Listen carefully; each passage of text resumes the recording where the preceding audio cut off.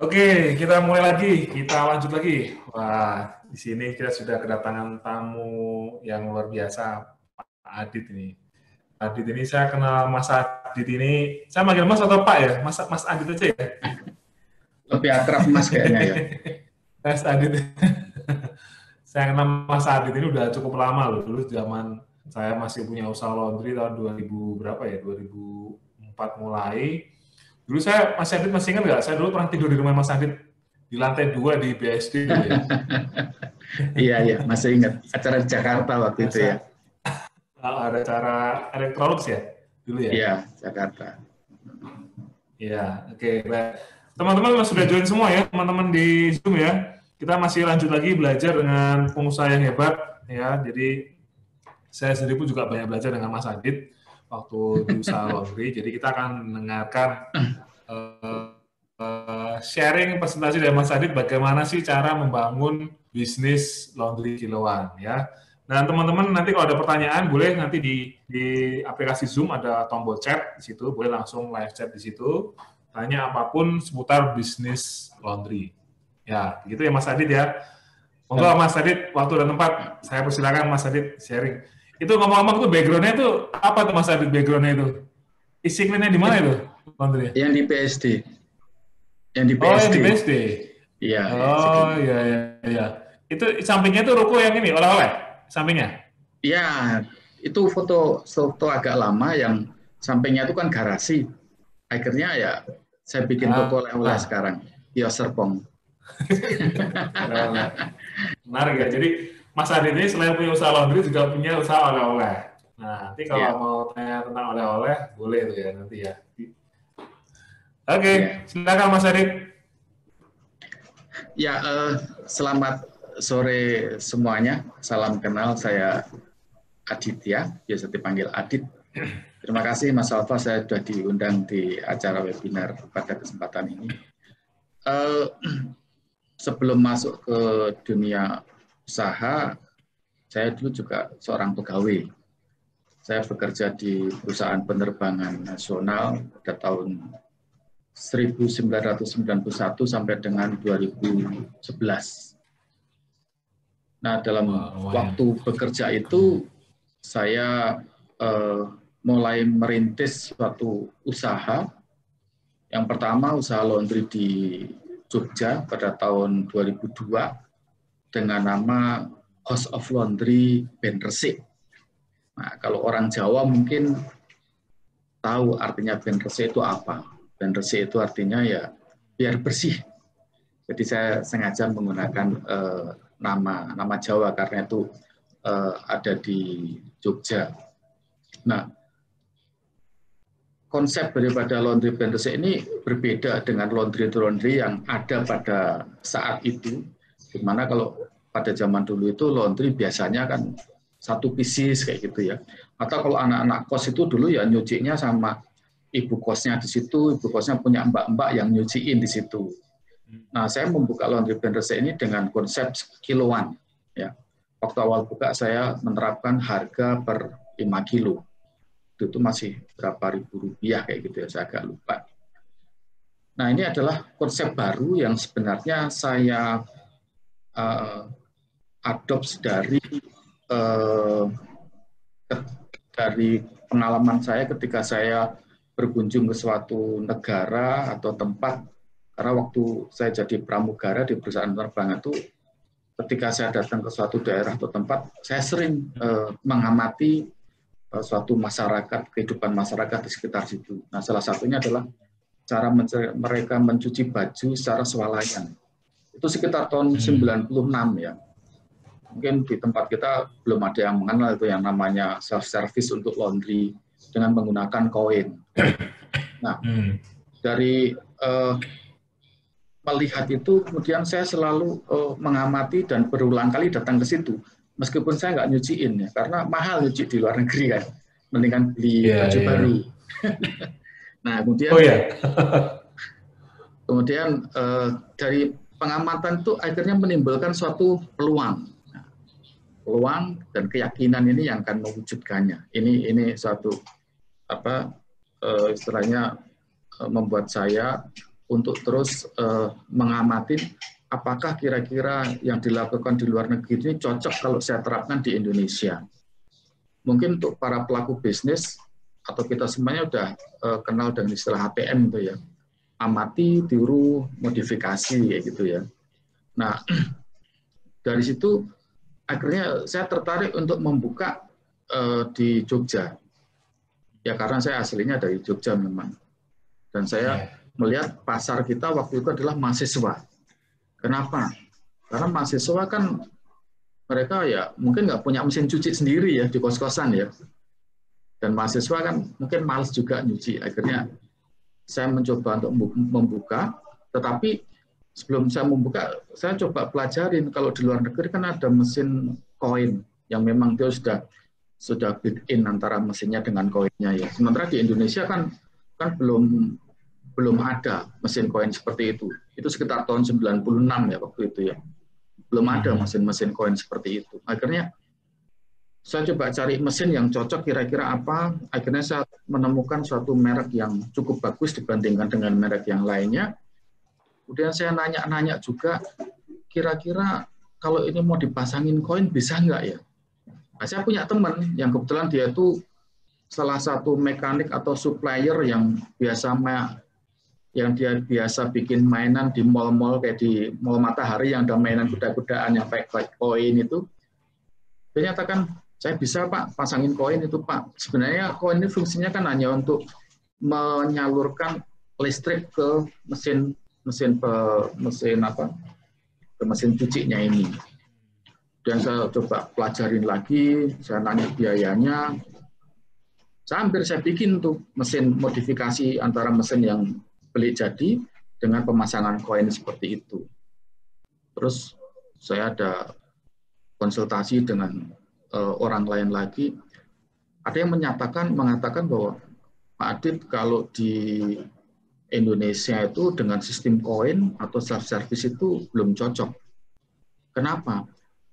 Karena masyarakat kita itu ya masih senang dilayani. Apalagi kalau lihat perilaku mahasiswa itu, ya mereka kalau suruh nunggu, nyuci pakaian dengan masukin koin, kemudian nunggu di situ, nunggu bisa 2 atau 3 jam, mereka akan bosen. Mendingan mereka nunggu di kafe atau mungkin main ke rumah temen kayak gitu. Akhirnya konsep dengan swalayan atau self-service yang dengan koin itu belum saya laksanakan karena beberapa pertimbangan juga. Dan juga masyarakat kita itu kan tingkat vandalismenya kan tinggi. Contohnya kayak telepon yang pakai koin. Diakalin kan gimana supaya bisa dipakai berkali-kali, kemudian dirusak supaya nggak usah pakai koin lagi. Akhirnya ya pertimbangan itu tadi bahwa orang Indonesia itu masih senang dilayani, terus tingkat vandalismenya yang cukup tinggi. Kemudian saya modifikasi untuk konsep layanannya itu akhirnya ya ketemulah dengan Laundry Kiloan. Nah, ketika saya membuka pertama kali di Jogja dengan nama brand Resik itu kan saya pajang mesin cucinya di depan. Yang setelika juga kelihatan. Komentar mahasiswa pada saat itu adalah, wah di sana ada tempat nyuci, tapi nyucinya kelihatan loh mesinnya. Karena waktu itu belum ada. Nyucinya kelihatan di depan, yang setelika juga kelihatan. Nah, dari mulut ke mulut akhirnya banyak pelanggan yang datang. Tapi waktu itu kita juga benar harus mengedukasi mereka karena model kiloan kayak gitu kan belum familiar mereka. Mereka biasanya kan satuan. Ada yang datang dengan dengan membawa satu potong pakaian kayak gitu. Ya akhirnya kita harus mengedukasi mereka. Mas, ini pakaiannya kita model nyucinya nggak satuan, tapi 5 kilo. Mereka kaget waktu itu. 5 kilo, Pak. Pakaian saya aja nggak sampai 5 kilo, Pak. Berarti seluruh pakaian saya dicuci di sini, saya mau ganti pakai apa, Pak? Ya. Tapi kan ini akhirnya kita punya segmen pelanggan sendiri. Ya di situ kan ada orang Atmajaya yang mungkin dia anaknya orang-orang kaya kayak gitu, pakaian banyak kayak gitu ya. Akhirnya kita bisa mengedukasi mereka, dan lambat laun pelanggan kita semakin banyak. Bukan hanya pelanggan aja yang banyak, tapi yang ikut-ikutan buka juga banyak di Jogja. Itu tahun 2002 ya. Setahun kemudian udah banyak laundry kiloan di sekitar Jogja. Kemudian 2003 saya buka di Jakarta. Kalau di Jogja itu namanya House of Laundry Ben Resik, yang artinya biar bersih.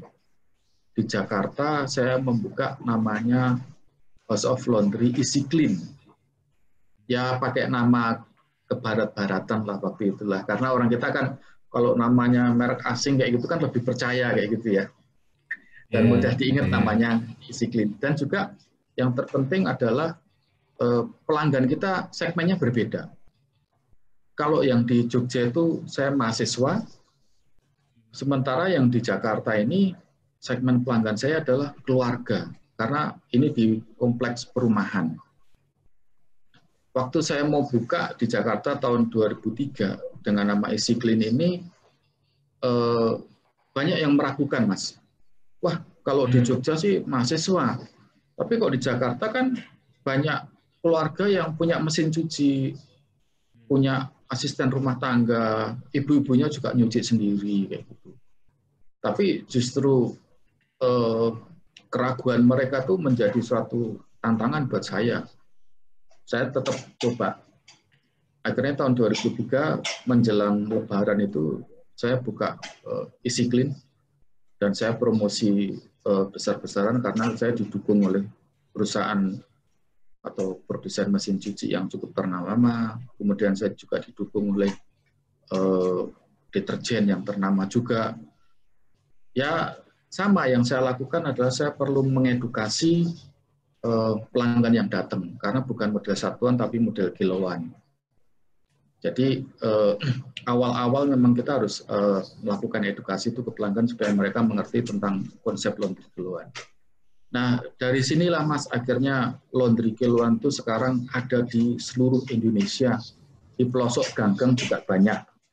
Awalnya itu adalah dari Jogja, saya dan Mas Alfa itu yang merintis dulu Alkijo ya Mas ya, Asosiasi Laundry Kiloan Yogyakarta. Asosiasi pertama kali itu Pak, Asosiasi Laundry pertama kali. Iya, di Jogja saya mondar-mandir ke Jogja ya, itu asosiasi yang menghimpun para pelaku usaha laundry kiloan, ya. Tapi dari situlah akhirnya laundry kiloan itu bisa dikenal di seluruh Indonesia. Sekarang kalau kita mau ke Kalimantan, mau ke Sumatera, orang udah tahu semua tentang laundry kiloan itu. Yaitu berkat Alkijo, Mas Alfa. Gitu ya. Berkat Pak Adit yang memulai. Ya. Nah itu perjalanan bisnis laundry. Lalu kenapa kok saya memilih bisnis laundry? Ya, yang pertama tentu dari pengamatan saya kalau datang ke suatu daerah atau negara, kemudian saya wujudkan, karena saya yakin bahwa apa yang akan saya lakukan, apa yang akan saya usahakan ini akan berhasil. Nah, mengenai kenapa bisnis laundry? Karena laundry menurut saya ini adalah suatu kebutuhan juga. Di dalam filosofi Jawa itu kan ada yang namanya sandang, pangan, papan ya Mas. Sandang, pangan, papan. Nah, ini nenek moyang kita nulisnya dari awal dulu sandang, pangan, papan loh. Apakah itu bisa dibolak-balik? Nah, itu nanti kita diskusi sendiri. Tapi dari sandang yang nomor 1 ini mencerminkan bahwa sandang itu ternyata lebih dibutuhkan daripada pangan. Kenapa? Karena dengan sandang atau dengan pakaian ini orang akan bisa mencari makan. Jadi dan dari sandang ini, cara berpakaian ini orang juga akan kelihatan kepribadiannya, akan kelihatan bagaimana penampilan yang baik kayak gitu. Nah, kalau kita berbicara tentang sandang, itu turunan daripada sandang itu kan banyak. Sandang atau pakaian itu. ada industri tekstilnya tentunya, ya. Ada toko pakaiannya, ada penjahitnya, ada perancang mode, dan ada yang merawat pakaiannya. Yang merawat pakaiannya itu siapa? Ya kita yang bergerak di bisnis laundry ini. Karena ya orang sekaya apapun kan jarang mungkin dia pakai pakaian yang mahal atau yang bagus sekali buang kayak gitu. Pakaian pasti akan dipakai berulang-ulang. Ya. Bahkan kaos yang saya pakai ini mungkin umurnya sudah 2-3 tahun. Ini bisa saya pakai terus ya karena saya rawat, karena dicuci. Jadi saya yakin bahwa bisnis laundry ini akan terus dibutuhkan sesuai dengan kebutuhan masyarakat pada saat ini. Kalau kita melihat di komplek-komplek sekarang ini, Mas, terutama di BSD ini, harga rumah kan semakin mahal. Tapi kan bangunannya semakin kecil kan. Kalau di Jogja itu orang punya bangunan rumah gede-gede masih ada jemurannya di belakang. Ya kan? Sekarang orang jemur di depan. Tapi kok di komplek orang yang rumahnya kecil-kecil mau nyuci, mau jemur aja udah kerepotan. Akhirnya mereka juga pengen hidup yang praktis. Akhirnya ya ada laundry, kenapa nggak laundry aja? Jadi ini untuk meringankan beban buat ibu-ibu juga sih. Dan ketika bisnis laundry kiloan ini menjamur di BSD Tangerang, ya mereka sudah nggak khawatir lagi ketika asisten rumah tangganya nggak balik. Dulu saya merasakan ketika mau lebaran itu, kayak sekarang mendekati lebaran kayak gini ya, ya ini karena COVID aja pembantu pada nggak pulang. Tapi kalau mau lebaran ini pembantu pada pulang tuh ibu-ibu udah khawatir, aduh kalau nggak balik sini lagi gimana nanti pekerjaan rumah yang paling berat itu buat ibu-ibu yang mencuci, mensetrika pakaian itu. Tapi dengan adanya laundry easy clean ini, ya pekerjaan rumah tangga ibu-ibu akan semakin berkurang lah. Itu, Mas. Oke, baik. Ya, itu kira-kira perkenalan saya mengenai bisnis laundry. Oke, baik. Kita masuk ke tanya jawab atau gimana, Pak Adit? Ya, monggo silakan. Oke, atau mungkin baik. ada yang perlu saya tambahin sedikit sebelum masuk ke tanya jawab. Boleh. Lanjut, Ya, Pak. Sesuai dengan tema dari webinar ini kan bagaimana kita bisa bersaing di era yang semakin ketat persaingannya ini.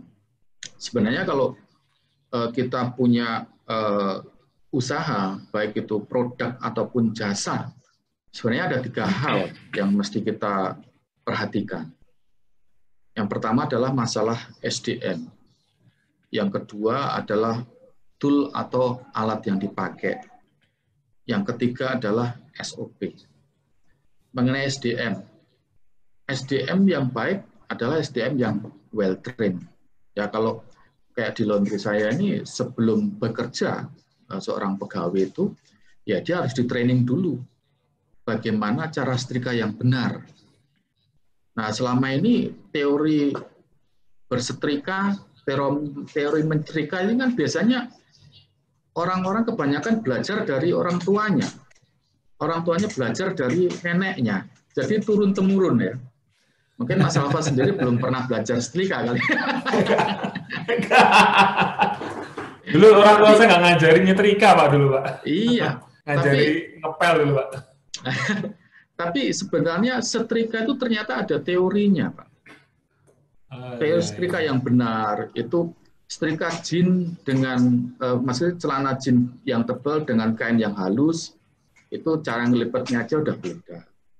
Terus tingkat kepanasan, terus setrika yang dipakai ini juga sudah beda. Jadi SDM ini harus benar-benar well trained, dia ngerti apa yang dilakukan dan dia bisa menggunakan alat-alat yang baik.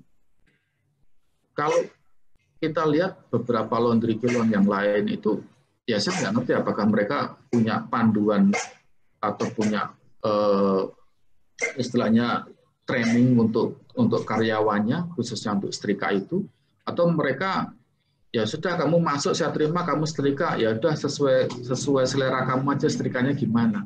Akhirnya kan nggak seragam setrikanya. Kalau di tempat saya seragam setrikanya. cara bersetrika kemeja, pakaian, semuanya kita ajarkan. Kemudian mengenai SDM tadi harus well done, mengenai alat. Alat yang kita pakai pun juga alat yang baik tentunya, yang sesuai dengan peruntukannya. Contohnya gini, untuk laundry kita punya setrika yang memang bagus, yaitu setrika yang pakai uap. Itu wattnya aja 1000 watt itu. Beda dengan setrika yang tidak menggunakan uap yang hanya wattnya sekitar 350. Itu untuk membuat garis, itu aja kalau setrika yang biasa akan susah. Tapi dengan setrika yang ada uapnya itu akan lebih mudah. Kemudian mengenai meja. Mungkin kalau di Jogja kita lihat laundry kiloan itu yang digunakan adalah meja belajar, Mas. Jadi kotak. Mejanya kotak. Padahal meja yang benar, meja setrika kan ujungnya ada kayak mengecil kayak gitu ya, kayak mulut buaya kecil. Mengerucut ya, mengerucut. Ya. Itu ada fungsinya. Kemudian ada armnya. Armnya itu fungsinya juga ada. Nah, saya perhatiin beberapa laundry kiloan itu dia menggunakan meja, kemudian cara setrikanya juga asal-asalan. Bahkan saya pernah menemukan mereka setrika di lantai. Saya nanya, loh, kok kamu setrikanya di lantai? Iya Pak, enak, lebar Pak. Lebih lebar sambil duduk-duduk kayak gadongan kayak gitu. Akhirnya dia setrika, terus nanti main lipat, terus disetrika lagi lipetannya, jadi kayak orang goreng martabak.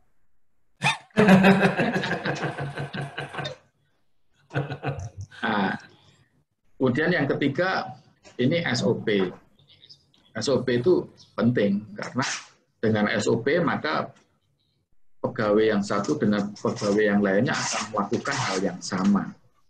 Jadi bukan berdasarkan selera kalau setrika. Oh, saya pengalaman setrika saya seperti ini, pengalaman si itu setrika seperti ini. Nanti kalau pelanggan dapat pernah disetrika sama si A, pernah disetrika sama si B, dia akan bingung, ini setrikanya beda-beda kayak gitu. Nah, ini SOP-nya itu penting. Sebenarnya di dalam usaha itu kalau kita mau membuat SOP itu ya bisa kita mulai sendiri, bisa kita buat sendiri. Caranya bagaimana?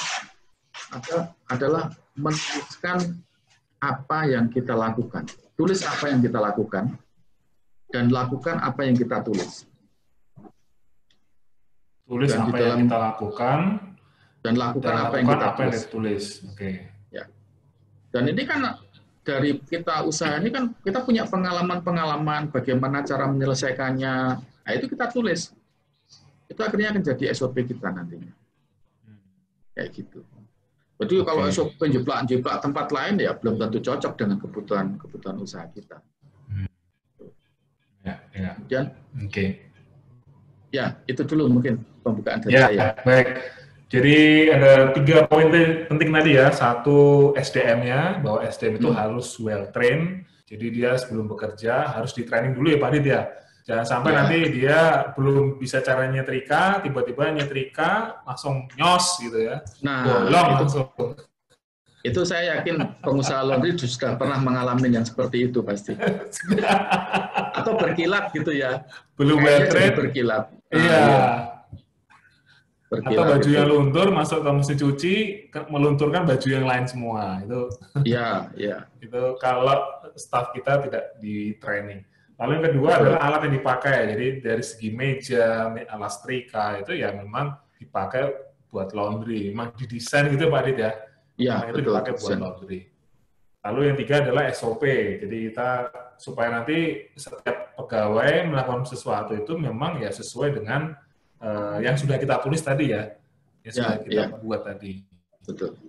Oke, baik teman-teman yang sudah bergabung di Zoom silakan bertanya ya, karena kali ini kita berbicara dengan pakarnya laundry ya. Jadi sudah apa ya, boleh kita bilang pionir karena kan 2002 itu saya yakin belum ada laundry kiloan loh Pak Adit ya. Jarang, mungkin nggak ada kali ya. Belum ada. Ya emang yang pertama ya di Jogja itu. Iya, di Band Resik ya. Band Resik itu, iya. Iya, nah mungkin ya kalau apa namanya, waktu itu mungkin masih laundry satuan ya? Laundry Yang satuan. apa ya? Satuan ya. Oke. Iya. Baik. Ini ada pertanyaan Pak Adit dari Kidung Ageng. Lebih baik join franchise atau bangun dari nol sendiri? Kemudian untuk kontrol kualitas bagaimana ya? Kalau tidak bisa menungguin setiap hari di lokasi. Ada perkembangan teknologi alat atau bahan yang baru, kira-kira tren bisa kami masukin momennya. Nah, mungkin satu-satu nih Pak Adit ini. Ini lebih baik franchise atau bangun dari nol sendiri, Pak? Ya, plus minusnya ada sebenarnya ya. Kalau franchise itu, kebetulan Easy Clean ini kan kita franchise-kan juga, kita punya franchise juga. Nah, franchise itu, saya dulu pernah ikut seminar franchise, kemudian ketika kita mau buka franchise-nya untuk konsultan itu bayarnya cukup mahal waktu itu, sekitar 80-90 juta kalau nggak salah ya. Akhirnya saya cuma ikut seminarnya yang 3 hari, terus saya pelajarin sendiri. Setelah saya pelajarin sendiri, ya sebenarnya kalau kita mau memfranchise-kan usaha, kita harus siap dulu dengan terutama SOP-nya itu.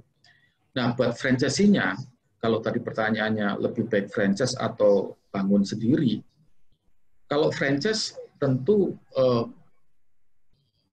akan mengurangi kesalahan-kesalahan dari orang yang membuka laundry itu. Karena apa? Kesalahan-kesalahan yang sudah dilakukan oleh franchiser ini nggak akan terulang kepada franchisee-nya. Ya kan? Dan dia punya SOP biasanya. SOP-nya ini yang nanti akan dijalankan oleh franchisee-nya. SOP itu bisa dalam bentuk, kalau di Siklin itu istilahnya buku manual franchise. Jadi manual franchise itu isinya tentang SOP, tentang semua kegiatan yang sudah kita lakukan di situ. Nah, tentu buat franchisee-nya, ketika mereka sudah membeli franchise, dia tinggal menjalankan saja, ya, dan akan mengurangi kesalahan-kesalahan dibanding dengan membangun sendiri. Tapi di sisi lain, kan ada orang yang tidak puas dengan membeli franchise. Karena apa? Uang itu inovatif banget gitu loh. Ya, senangannya melakukan inovasi-inovasi. Nah, orang yang senang melakukan inovasi ini nggak cocok kalau dia beli franchise. Karena apa? Ya, franchise ini kan sudah baku semuanya. Kamu tinggal jalankan A, B, C, D, E ini aja. Udah jangan mencoba-coba yang lain. Tapi kalau orang mau bangun sendiri, dia kan bisa coba-coba. Kalaupun salah ya dia tanggung sendiri. Ya, tapi kalau franchise dia nggak boleh coba-coba. Namanya saya menggunakan deterjen merek A ini. Saya sebelum kasih ke franchise ini pasti sudah saya uji dulu. Bagus nggak deterjennya itu? Takarannya berapa ini? Nah, ketika saya mau sampaikan ke franchise-nya pasti dia tinggal pakai aja. Nih ukurannya segini, ini deterjen merek ini ukurannya segini, cara pakainya seperti ini. Udah, dia tinggal jalankan. Tapi kalau ada orang yang dia senang membangun sendiri, dia senang inovasi, dia senang yang mencari hal-hal yang baru, ya sebaiknya bangun sendiri. Lebih puas lah istilahnya.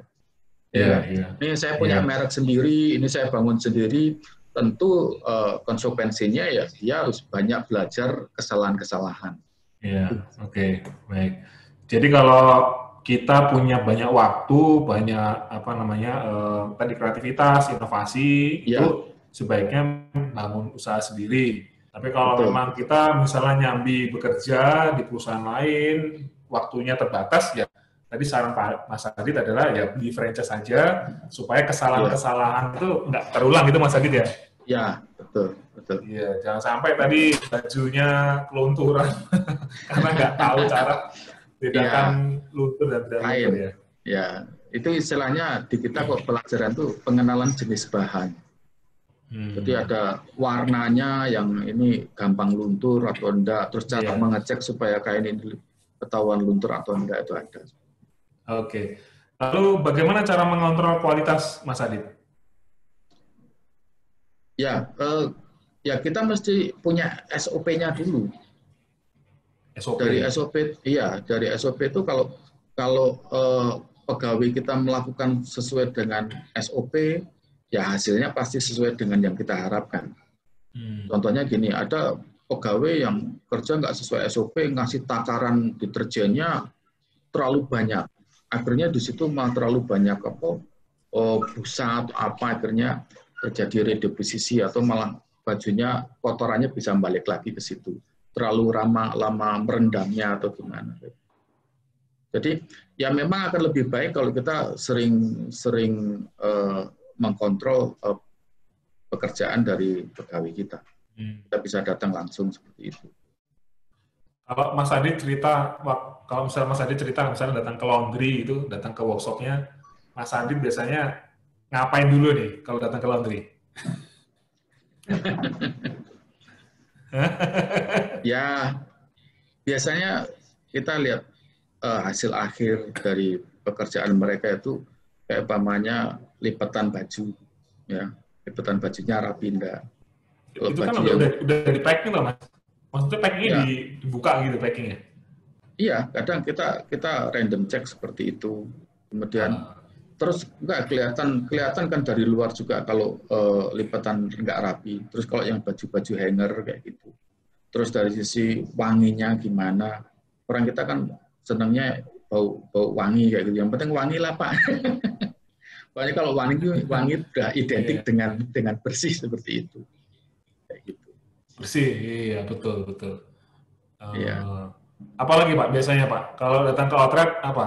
Marah-marah dulu atau buka baju dulu? Biasanya saya nanya ini, berapa lama pekerjaan selesai? Wah 4 hari, 5 hari, wah kelamaan itu. Karena saya punya target pekerjaan selesai itu sebaiknya 3 hari. Karena kalau sudah 4-5 hari itu menurut saya ya pelanggan juga pasti wah kelamaan. Dan ya di Ciclink itu sebenarnya kita ini karena lagi banyak loading kayak gitu, pekerjaan itu kadang selesai 5 hari kayak gitu. Pelanggan yang lain sering komplain ke saya langsung, Pak, di Ciclink kok lama sekali sih Pak pekerjaannya Pak. Bisa 5 hari baru kelar. Kalau laundry lain bisa 2 hari baru kelar. Ya laundry lain mungkin nggak punya pelanggan, jadi nggak perlu ngantri. Kalau di tempat saya pelanggannya banyak, jadi mesti ngantri. Tapi ini selalu jadi perhatian saya, karena memang yang normalnya tuh laundry itu selesai maksimal 3 hari. Proses penyelesaiannya ini.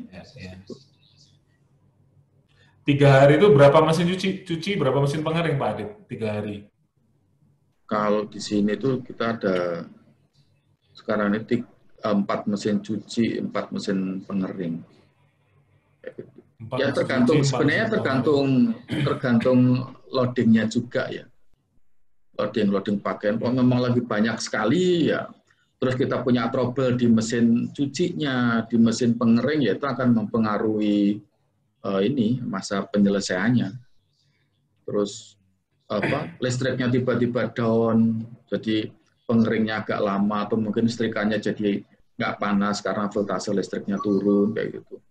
Banyak faktor sih yang mempengaruhi lama cepatnya proses kita. Oke, baik. Kita masuk ke pertanyaan berikutnya Pak Adit ya. Dari Johnny SE, belakangan ini banyak muncul laundry coin. Menurut Bapak, mana yang lebih baik antara laundry kiloan dan laundry coin? Ya, laundry kiloan dan laundry coin. Kalau kita lihat sebenarnya sejarahnya dulu laundry itu laundry satuan. Kemudian muncul ya dari Jogja itu laundry kiloan. Konsepnya sudah berbeda. Nah, sekarang muncul lagi laundry coin. Ya. Nah, yang saya katakan tadi bahwa laundry coin itu sebenarnya kan dia menggunakan sekarang istilahnya mesin untuk komersial. Nah, waktu kita buka kan belum ada laundry kayak mesin laundry kayak gitu, Mas. Ya kan? Ya. Mesin komersial yang sekarang kayak Metek, Speedwin, terus LG, ya banyak kayak gitu. Waktu zaman kita belum ada tuh mesin itu. Jadi kita menggunakan mesin untuk home appliance dan kita menggunakan merek yang paling bagus. Nah sekarang mungkin mereka melihat potensi bisnis laundry kiloan itu kan luar biasa.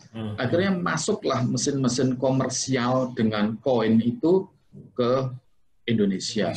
Tetapi kalau kita lihat prakteknya, ya prakteknya sebenarnya yang mengoperasikan masih tetap pegawai laundrynya. Jadi nggak murni itu self service. Koinnya itu sebenarnya hanya dipakai untuk menghidupkan mesinnya itu kan, mesin cuci atau mesin pengering. Jadi untuk sistem operasional aja dia pakai koin. Nah ini memang lebih mudah buat pemilik usahanya mengontrol. Jadi berapa koin yang masuk berarti berapa kali operasi mesin cuci atau mesin pengeringnya. Ini ya suatu kemajuan teknologi. Akhirnya sekarang ada mesin koin. Cuman tentu kalau kita melihat investasinya jauh berbeda. Karena satu set mesin koin, ya mesin cuci dan mesin pengering, ya biasanya mereka kan standing kayak gitu ya, ditumpuk ya sekarang ya.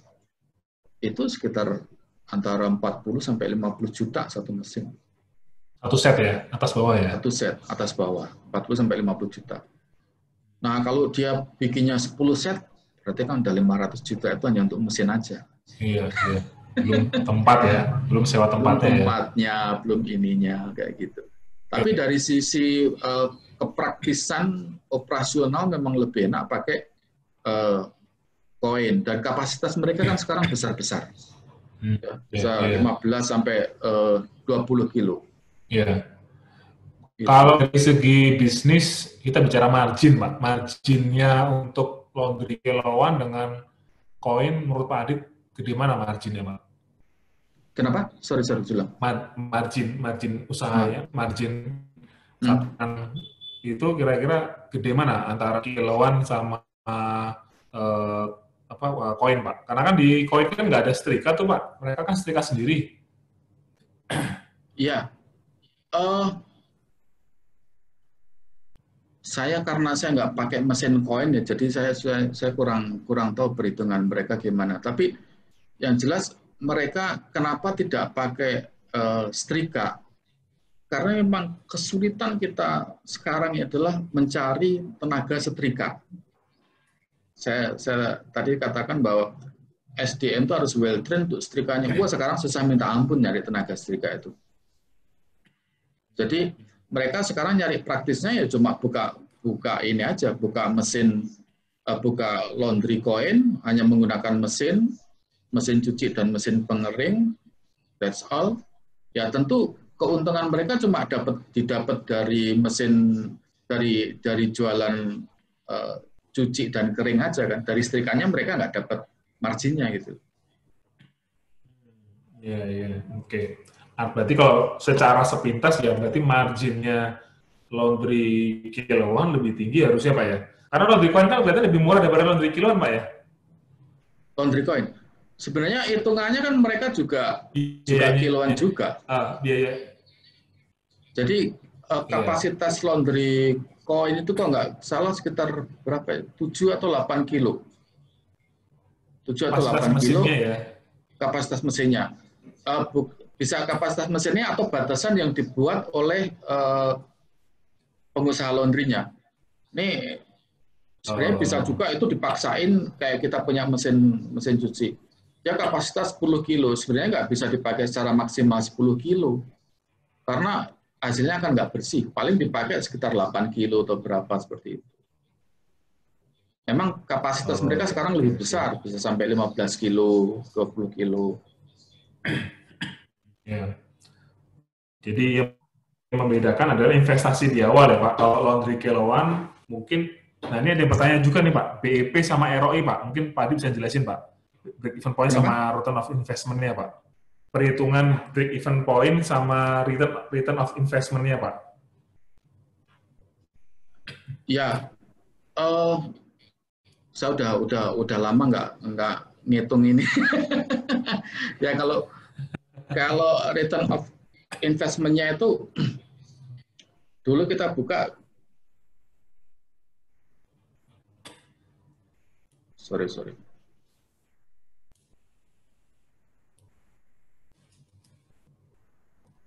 Ya, halo. Ya, lanjut Pak. Boleh Pak. Oke, kedengar ya Mas ya? Ya, dengar Pak Adit. Ya, kalau dulu saya pernah hitung untuk break even point-nya itu kira-kira sekitar 2 sampai 3 tahun lah. Tapi sekarang ini investasi semakin mahal, khususnya kan di tempat. Ya, di tempat ini karena kalau di BSD sendiri orang sewa tempat ini kayak di daerah-daerah premium itu sekitar 100 jutaan. Nah, kalau kita jual dengan harga yang terlalu mahal juga untuk perhitungan biayanya juga bisa nggak balik modal. Nah, kalau saya melihat kebanyakan begini orang-orang bisnis laundry, mereka punya ruko nganggur. Dia bingung mau buka usaha apa, akhirnya dia ya udah buka yang sekarang lagi ngetren laundry, ya udah buka laundry aja.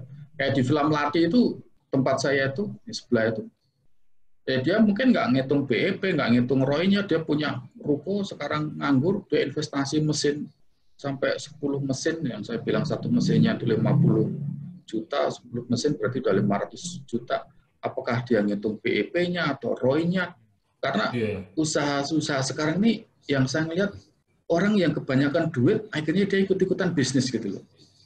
Duitnya entah itu balik atau enggak, mereka udah nggak mikirin gitu. Dan saya tanya, ini dia investasi sampai 10 mesin kayak gini, kapan ini balik modalnya?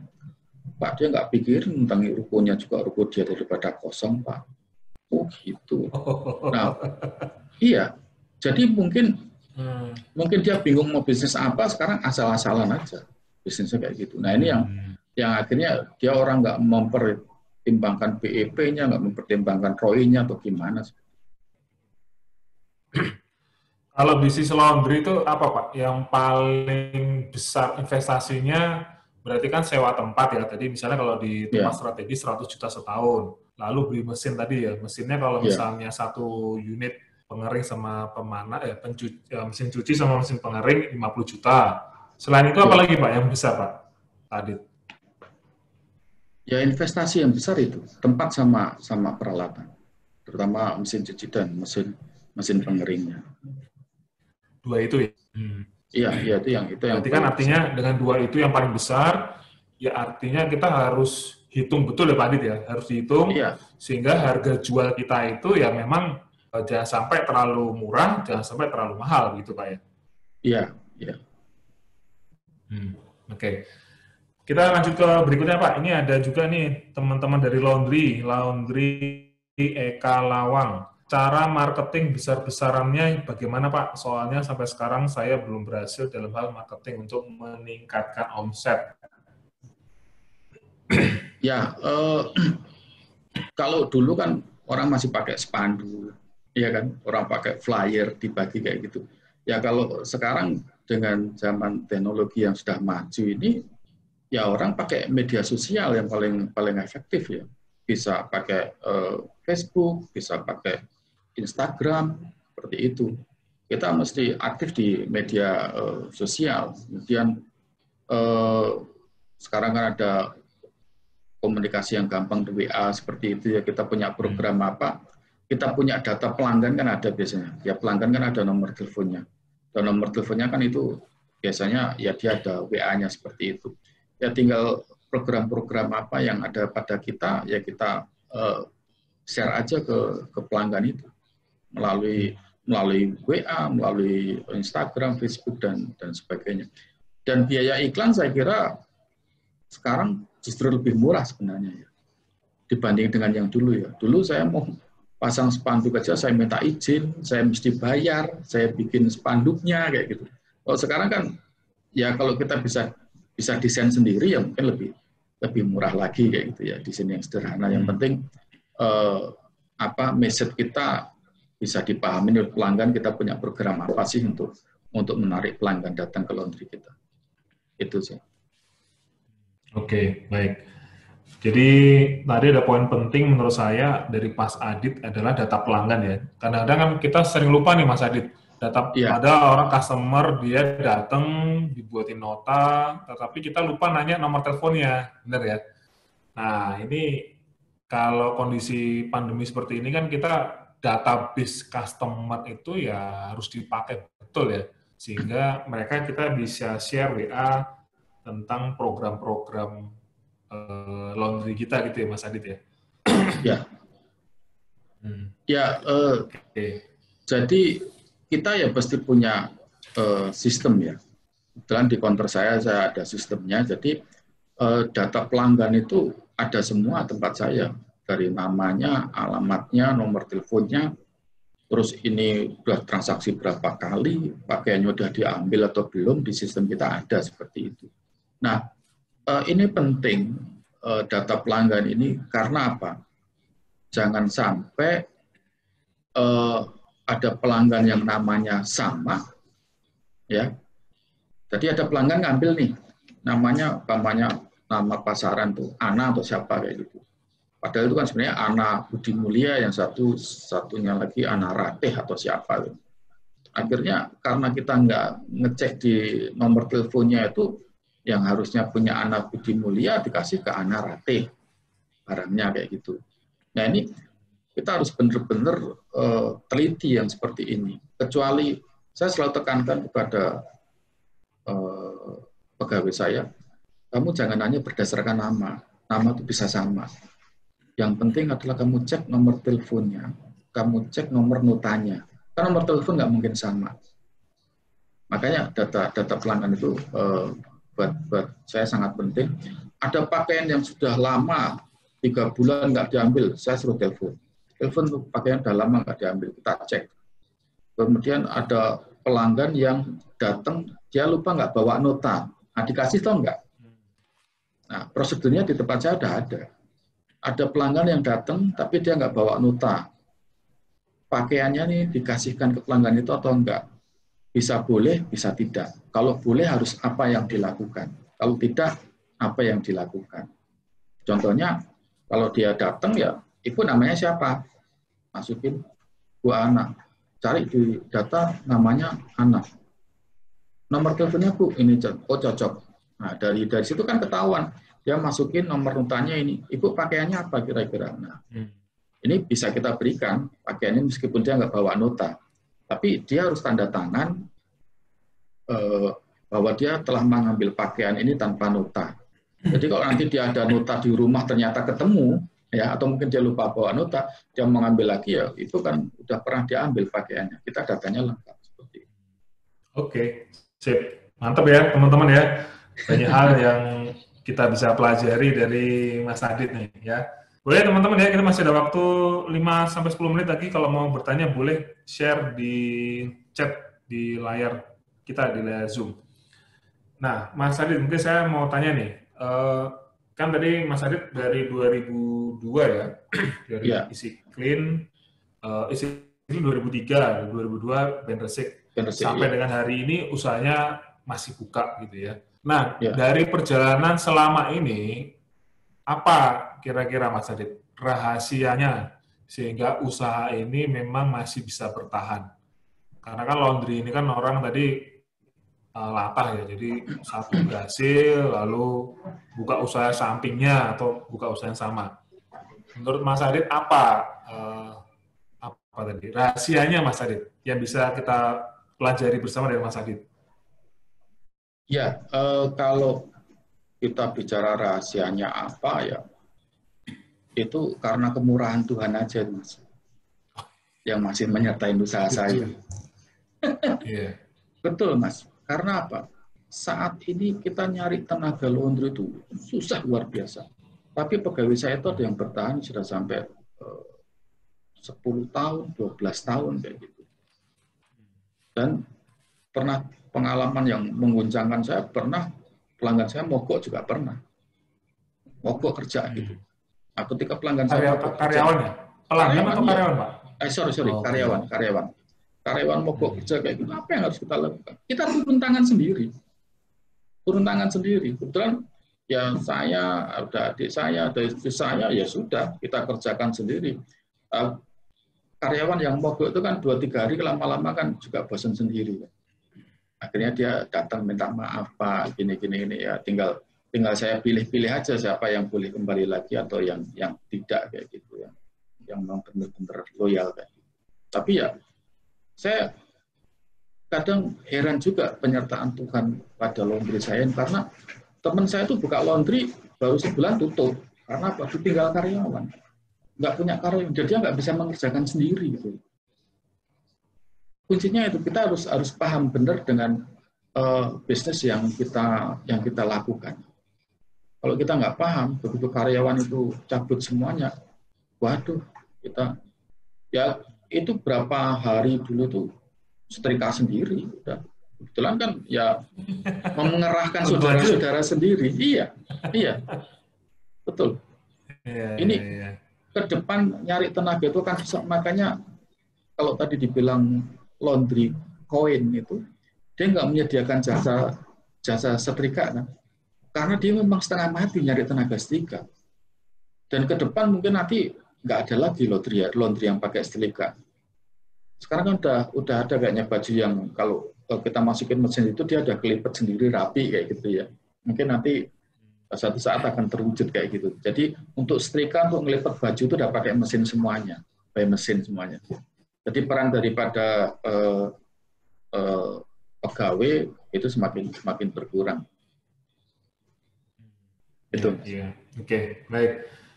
Ini ada yang bertanya dari Mas Haryanja. Kira-kira berapa biaya franchise Easy Clean, Pak?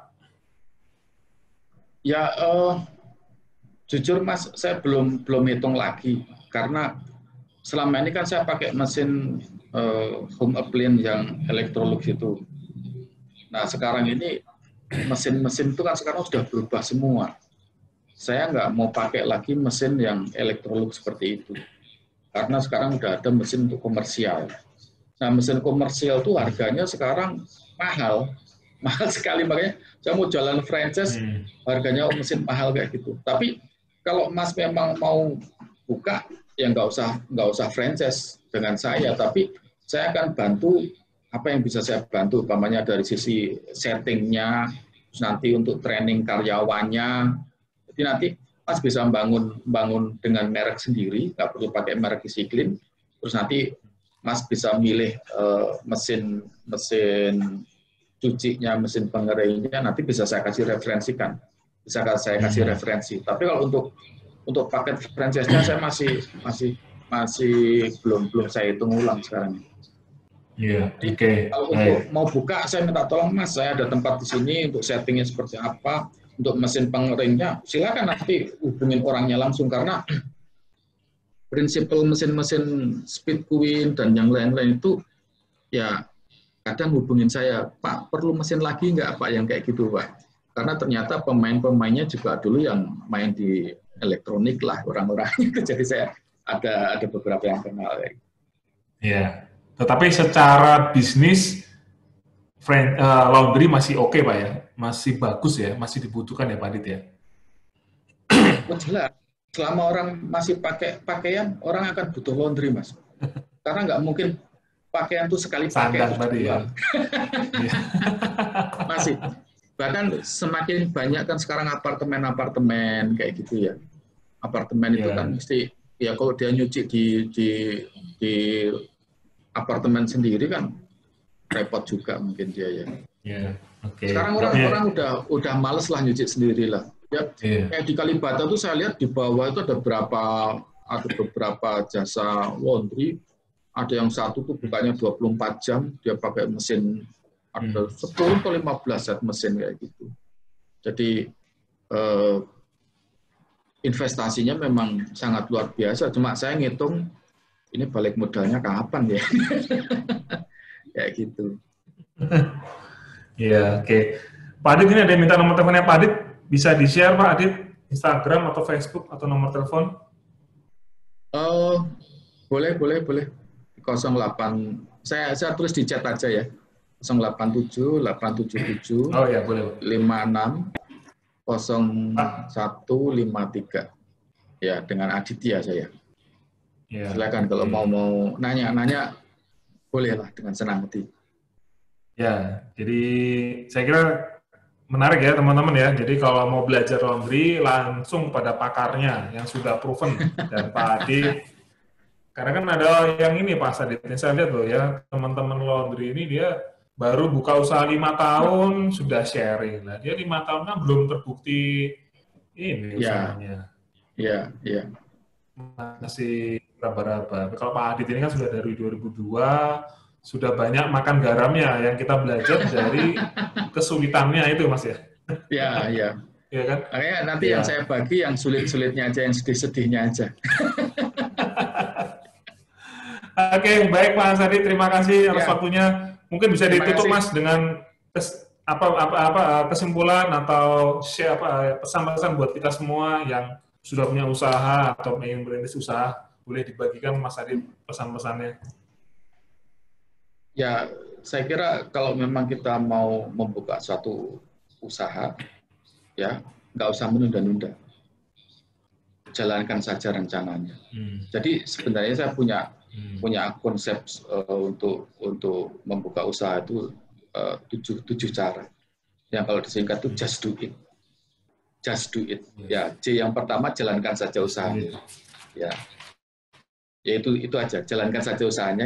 Yang U, S, T dan seterusnya itu lain kali saya akan sharing di kesempatan yang lain. Ya, jadi jangan menunda-nunda. Jalankan saja dengan apa yang ada, nggak perlu nunggu sempurna. Saya waktu mau buka ini, saya belum punya badan usaha, saya belum punya perizinan, saya nekat aja. Itu Neonsen itu dulu disamperin orang pajak berapa kali itu. Saya nggak ada izinnya itu. Tapi akhirnya saya dikasih tahu, pas harus izin ini ya saya baru ngurus belakangan. Jadi jangan semuanya sempurna baru mau usaha.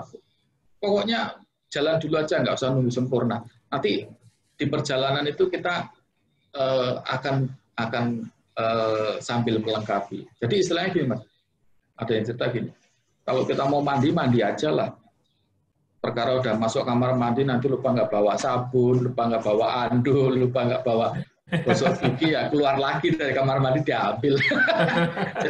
jadi melengkapinya kayak gitu aja. Kalau kita nunggu sempurna semuanya itu malah nggak jalan-jalan. Terus ya sebaik-baiknya menjadi karyawan adalah lebih baik menggaji karyawan. Itu aja. Salam sukses. Ya.